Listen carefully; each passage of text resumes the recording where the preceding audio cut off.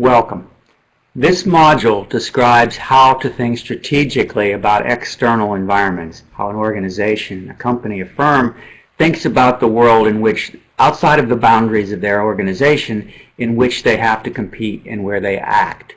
This is the first of several different short lectures that describe how this external analysis, situational analysis, occurs in organizations, and we'll focus this first lecture on what is it that's there in the world, in the ecosystem, that organizations have to think about and have to worry about.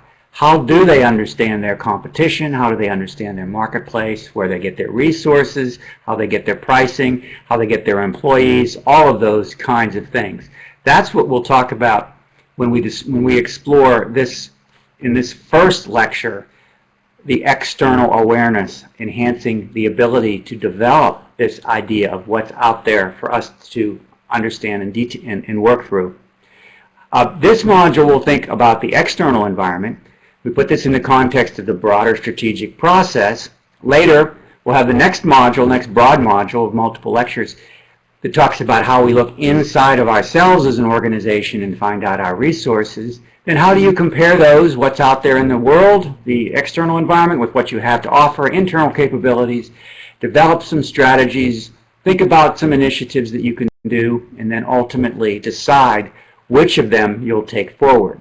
So this one, external environment, we'll talk about how we look outside at the world itself, the big environment outside of our boundaries where we have to compete in order to succeed.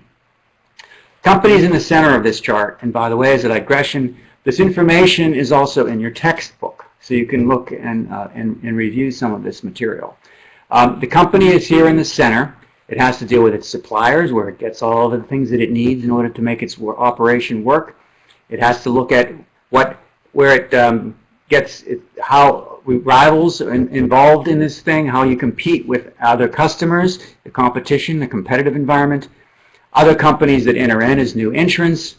You have to worry about your customers or the buyers, what they want and how they want it, the sorts of things that they do. And of course, you have to worry about customers deciding to buy something like what you have, but not exactly what you have, in other words, a substitute. All of this dynamic, this core dynamic of situating yourself among all these various stakeholders and partners occurs in this broader context of all of these things that are outside the organization, or even outside and impacting the overall ecosystem. Those we can think of in 7 broad categories of things on that prior figure.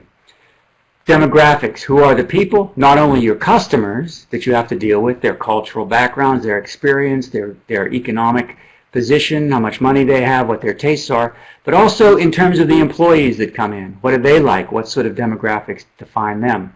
What sort of social forces are involved? What cultural values? What sort of morality, lifestyle changes affecting your customers, but also your employees, also the supplier employees, and even people that you deal with from a regulatory and government environment. These various social forces that make the situation of strategic assessment of the environment so complex. We have political and regulatory environments.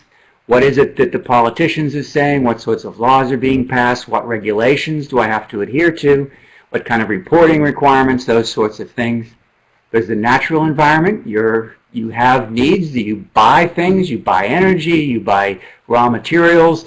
And many of those depend sometimes on the weather, on pricing. If you're making a food product and you buy grains or anything like that, it depends a lot on the weather, how good the crop is, what the commodity prices are. You have to worry about the technology, what the latest technological advances are, whether that gives you competitors an advantage if they have better technology, or how you can use technology better, or perhaps your product or service might even be going obsolete because of technology issues.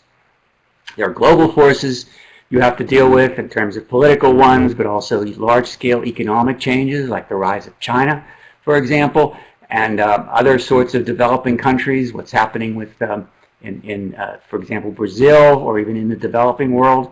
And then there's the general economic ebb and flow. Are we in a recession? Are we in expansion, contraction? Is it U.S.? Is it Europe? Is it the whole world?